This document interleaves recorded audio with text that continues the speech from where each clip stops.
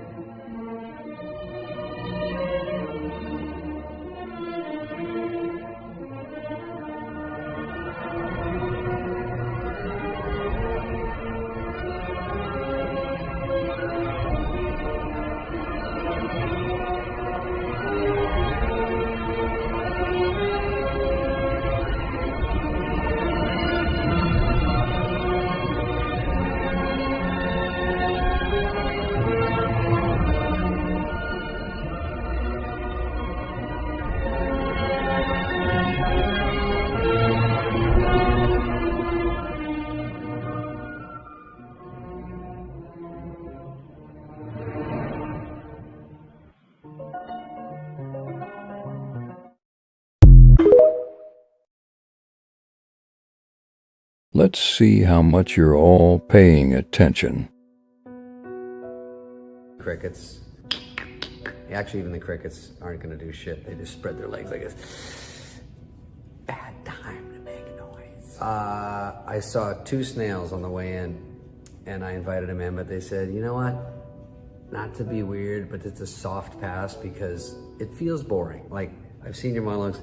I've seen your jokes. It might be more happening in the driveway, which I thought was polite, but not what I wanted to hear. So here I am inside. I'm quarantined, obviously. I mean, even on Pornhub yesterday, they said, hot quarantines in your area. I wonder if that's true. That feels like clickbait. By the way, my brother now talks in all caps. I'll explain. My mom had a back operation during all these shenanigans. She's sort of self-quarantined because she had her L5, L7, L6, bingo, all that fused together where they put pins. I don't even know what happens, but it sucks. And she's laying down. So my brother gives me updates. He always wants me to call him. So now it's all Kanye. He's all caps all the time. He's like, call me right now. But of course it's my mom. So I call him, but it's never anything. He's like, how can you tell if it's a weed or a flower out? I go, this isn't, anyway, I get, call me now. And then I get, you won't believe what mom said next. I'm like, that sounds like clickbait. He's talking in clickbait. and it makes me nervous because I'm not calling over that. What Mom said today was jaw-dropping. I go, no, I know those terms. I'm not falling for it. And then the next is, this one simple trick Mom did left doctors baffled. No, that sounds exactly like clickbait. I'm not doing it. What these cameramen caught these teen girls doing at a pep rally is borderline illegal. Is this still about Mom's back? It feels like we're drifting. Jokio drift. If you like coronavirus and you don't, so here's what we're gonna do. I'm gonna start doing things. I'm gonna work on that hammock I've been promising to make in the backyard. I might take up watercolors. I was gonna pet the raccoon I saw in the tree 3 weeks ago. Gotta get the ladder for that.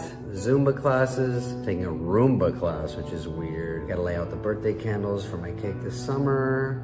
That decoupage I started in August is gathering dust. I have to alphabetize my colognes. I've been promising myself I'll do that. That sculpture I've been doing is half finished. The sculpture of Sandler. I've only gotten that far. Here's the thing. I'm just gonna say it could be worse. It could be worse. And I wanna say, what would be worse? Would you take this or Godzilla stomping through the country? Now, that's a good question because right off the bat, I would say Godzilla. You know why? Here's my thinking, because if he misses you, you live. If he steps on you, you die and it's over. But this is like milked out. I don't like that. I like to know what's happening.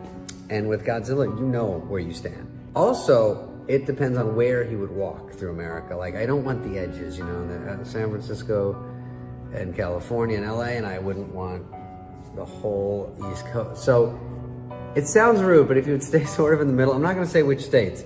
If I could make the map, let's just say that. If I could make the map and no one would know, believe me, you'd be happy with it. Or would you take this, or if Godzilla would just tiptoe without a map, but he tiptoed.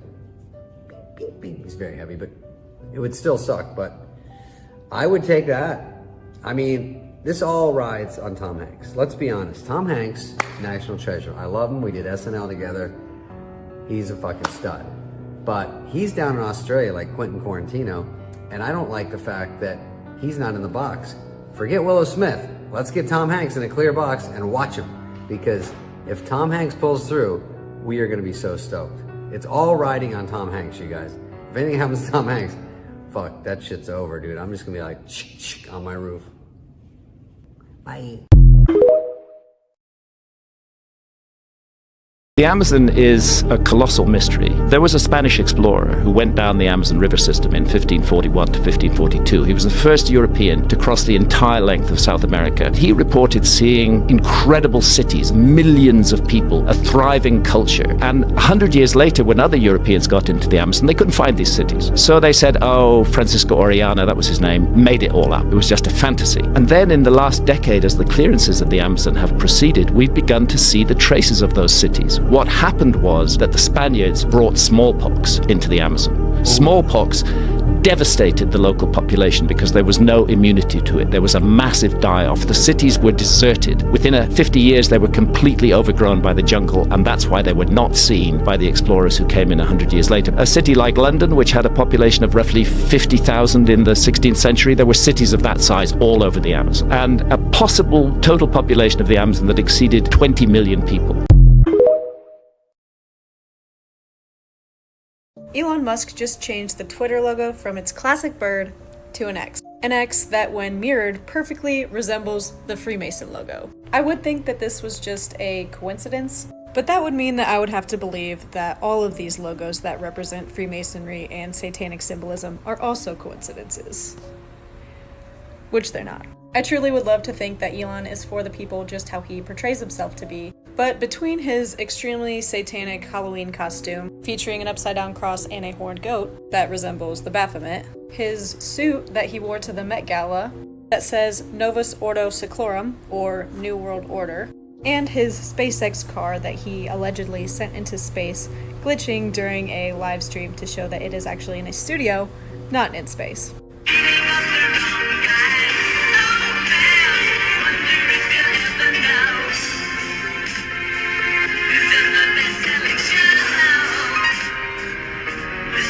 The explanations for that I saw on Google were ridiculous. But after all those things, I'm starting to question Elon's motives, especially considering he is trying to implant a metal chip into our heads. And now he's creating his own artificial intelligence startup to rival OpenAI, the largest artificial intelligence company out there, whom he already has donated millions to. Why is he so adamant about the progression of artificial intelligence when he himself said that we are summoning the demons with AI? I mean, with artificial intelligence, we are summoning the demon. You know those stories where there's the guy with the pentagram and the holy water, and he's like, yeah, you sure you can control the demon. Didn't work out. Could it be that he is following the satanic and New World Order agenda of the mark of the beast and transhumanism? And he causeth all, both small and great, rich and poor, free and bond, to receive a mark in their right hand or in their foreheads. Is he trying to merge man and machine? And just as you saw the iron mixed with baked clay, so the people will be a mixture and will not remain united any more than iron mixes with clay. Is he somehow trying to harness our consciousness with his Neuralink to create immortality? Elon says humans could eventually download their brains into robots, which sounds a lot like downloading your consciousness to a machine. And in those days shall men seek death and shall not find it, and shall desire to die, and death shall free from them. If you have your consciousness uploaded onto a computer, how will it ever progress into the afterlife? I don't know about you, but I do not trust Elon, and I will not be getting his Neuralink. But I would love to know what you guys think. Welcome to media manipulation and subliminal messages, where we invent bullshit to keep people distracted. Who do you think invented the minions? Look what happens when you slow it down. Nah, I want to kill my parents anyway. Not impressed. Maybe you'll find this news to your liking. We interrupt the president's perfect speech to bring you this breaking news. A recent poll finds that Reagan Ridley looks incredible in that ponytail. We're all talking about it. Fair and balanced. I just named our newest high-velocity missile after you. What do you want to blow up? Pick a country, any country. Finland's been pretty full of themselves lately. Woof, this is bleak. Do you not like it? Code Red, show her Plan B.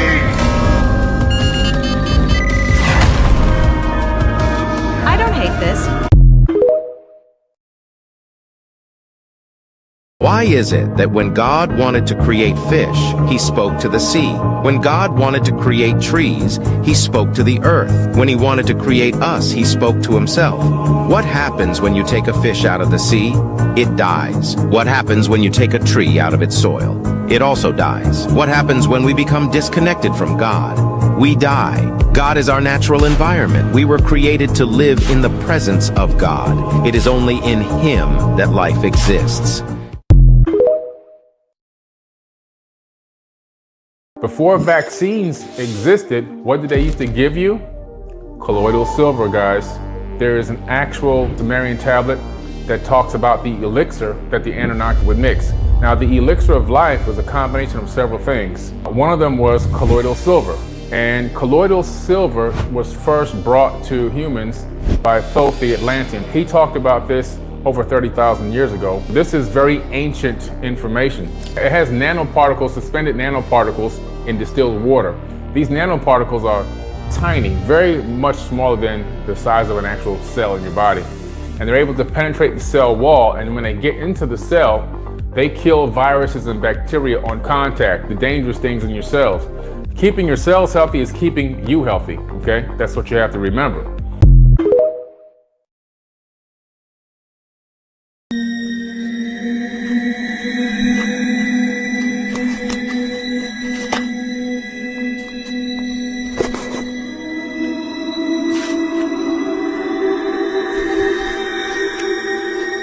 Mira, ve, lo que tu ojo no ve, el monocular te lo enseña.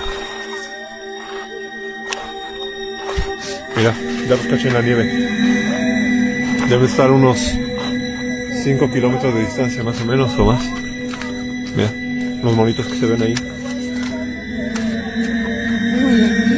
Mira la nieve. Y si hacemos zoom aquí, vamos a ver un poquito más cerca, mira. Ahí están. ¿Qué te parece? El potencial de ¿Sabes dónde están? En Misery Hill. ¿Misery qué? En lo que en la Misery Hill, creo. Sí, casi está en la cima. Casi está ahí en la punta.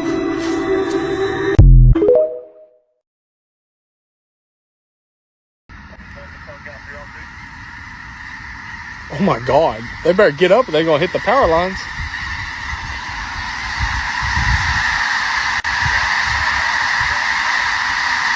Holy fuck! That'll give you chills. Oh my god.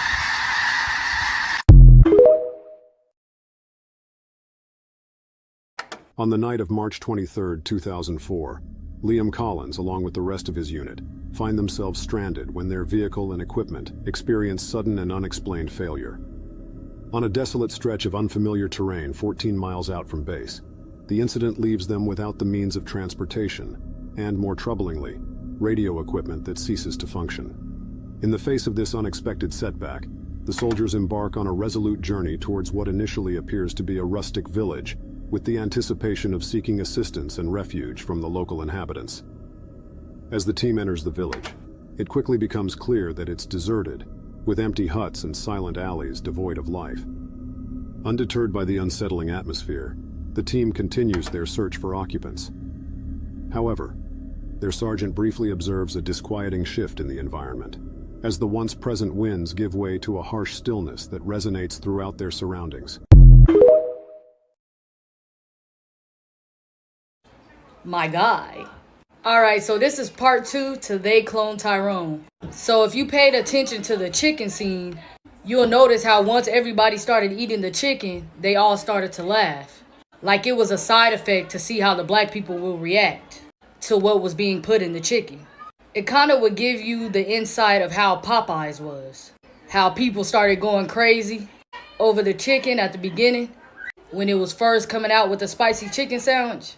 Then as time went on, a lot of people said that the taste of the chicken changed and that they believed that it was something in the chicken that was making black people act out. Another way that it could be seen as Jamie Foxx could be seen as being a clone. And he was trying to get the movie out before it was too late because he started to expose a lot of stuff that was going on in the industry. And he just exposed what Diddy was doing before he fell ill and ended up in the hospital. The thing that kind of confused me about the Jamie Foxx situation, like, I don't know. I just feel like Jamie Foxx made this movie before he started coming out and exposing stuff because he knew what they was going to do to him. Because I just don't find that it's a coincidence that once he started to expose the truth, he fell ill and ended up in the hospital. Now, at first, the family was trying to keep it a secret that he was in the hospital. Then they came out and said his condition was so bad that there was kind of like no chance that he was even going to make it. But now all of a sudden the family come out, not even like months later, and say that he better. A week later, his daughter come on the internet talking about that the internet need to stop saying all this stuff about her dad and that he in the backyard right now playing pickleball. But just days ago, y'all was saying that there was no chance of survival. I don't know, just a lot of stuff not adding up. Also, there's a part in the movie where they'll play certain music that was controlling the people.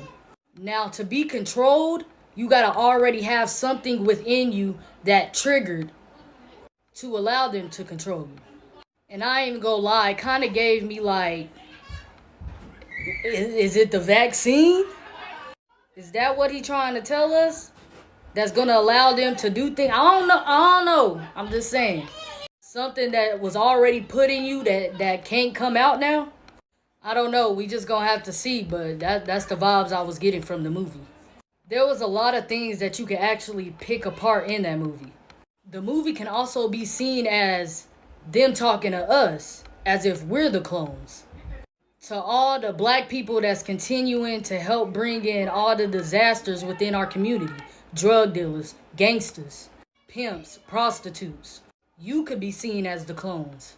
Basically, y'all just raising y'all kids up to grow and be exactly like you.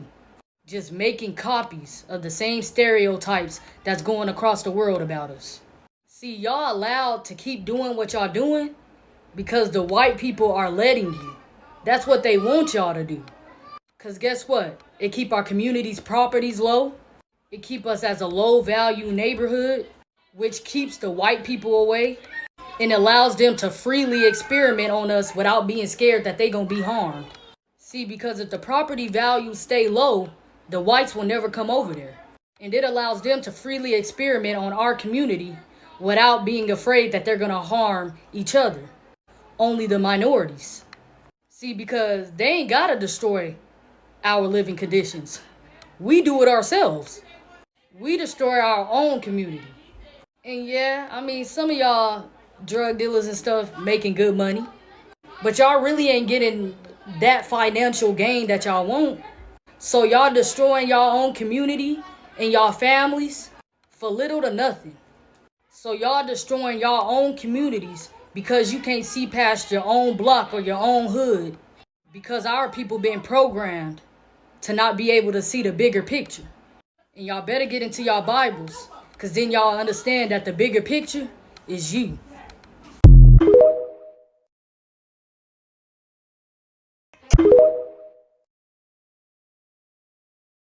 Excuse me, close.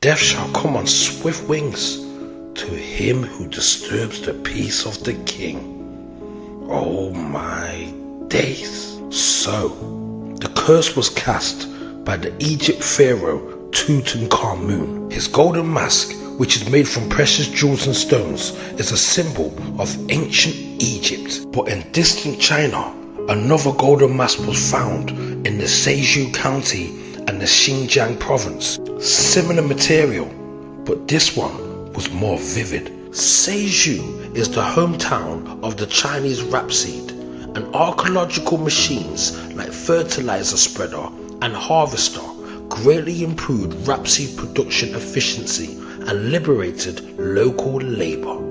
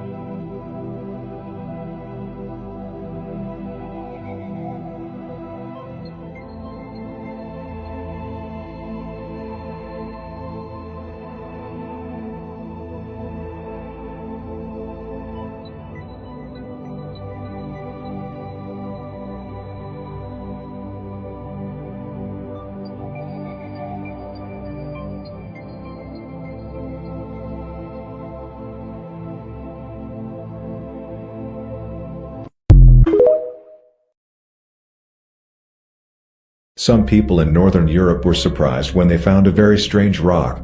I don't know what kind of stone it is, but its color is very similar to flesh and blood. Legend has it that it is the flesh of petrified giants.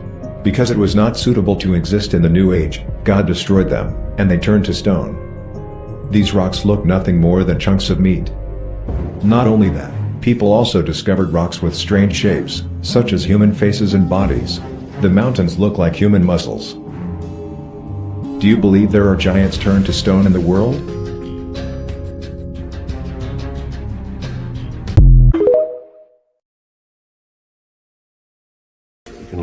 money chasing women, but you'll never lose women chasing money.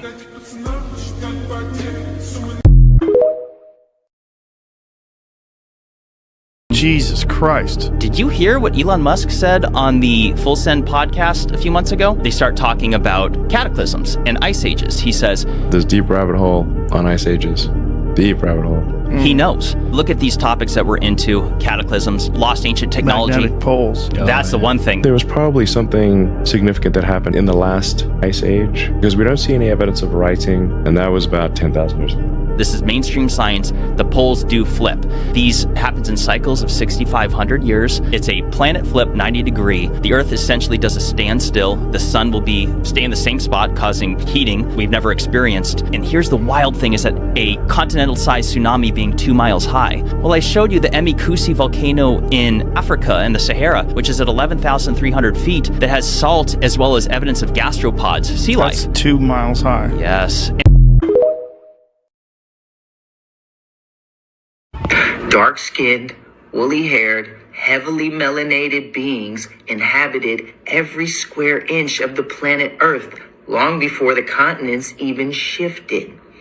So in 1492, when Christopher Columbus and his Spanish conquistador buddies came over here under the Spanish Inquisition and the doctrine of discovery and discovered a land that had already been inhabited for millions of years, that had a highly developed, highly advanced civilization already here, they found highly melanated, woolly-haired, copper-complected people, the organic to the land, original people of the Americas, with a highly developed civilization. There's actually more pyramids on this side than there is on that side. In fact, the pyramids over here are older than the ones at Giza. The pyramids over here are older than the ones at Giza. You know what the original name for Mexico City is? Teotihuacan. Teotihuacan. Tehuti. Thoth, the Egyptian god, the pyramid of the sun, Quetzalcoatl. Teotihuacan. That's right. That's why a lot of your African-American friends, if you ask them about their ancestry, they'll tell you that they're Creek or Cherokee or Blackfoot, or they have Indian in their family. That's right, because most so-called African-American people are actually American people, Native American people, Aboriginal American people, organic to the land American people. You can never find truth. All you can do is find false, drop it and get rid of it. And eventually, when you can't get rid of any more false, what you're left with is the truth. How much false can you find? And there's lots in history. I was looking around the internet and came across the images of the 1893 Chicago World Exposition. And it blew my mind because it looked like ancient Rome in the middle of downtown Chicago. And as I looked at it further, well, here's another one in Philadelphia, here's another one in St. Louis, in Buffalo, in San Francisco, and then as soon as they were done, they tore them all down and threw them in the garbage. That just told me there's something wrong with all of these. The story of the expositions is a gigantic lie. And I think it's so huge of a lie because I think they're right at a bridge point when so many things about the 1800s that seem strange and weird, right as this sort of period ends of unbelievable strangeness, and all of a sudden these fairs spring up all over the world with impossible buildings we're talking about, which are colossal structures. Chicago built 700 acres of fair in supposedly less than 2 years.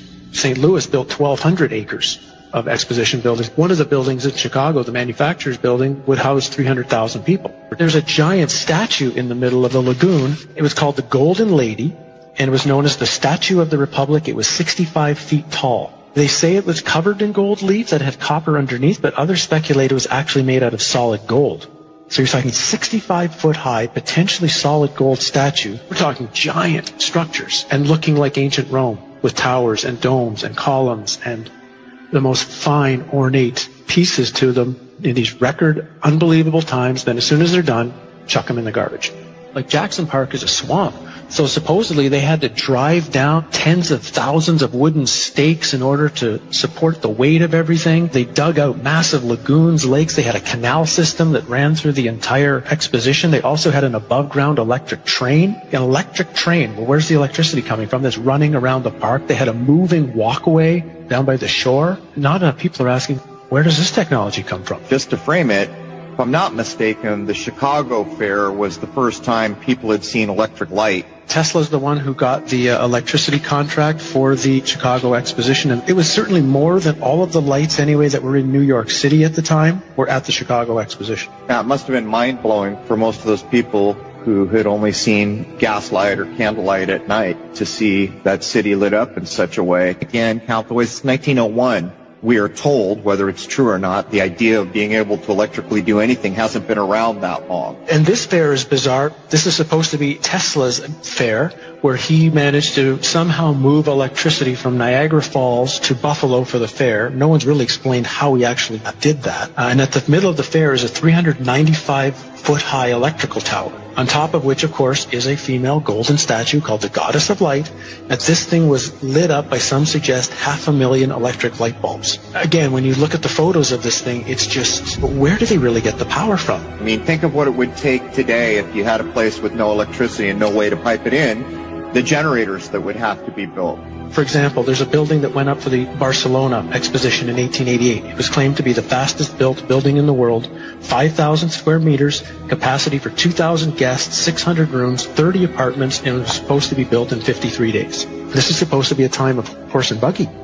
The 2-year building times are actually impossible unless the two most likely theories would be either A, they had a technology that they're not supposed to have, and it really was built in that time frame. Even if they built them, they had to build them out of marble and stone in record time, or the buildings were already there. They'd been there for hundreds or thousands of years, fixed up, refurbished, repainted, hence the term whitewashed, which is the term that was used for the Chicago Exposition, which was paint all the buildings with this brand new spray paint that they had just developed to spray paint all the buildings in record time, so you couldn't tell if anything was old or anything was new. How long did these things tend to stay open? When they built these things, supposedly over 2 years, which is the narrative, how long were they there for? 6 months.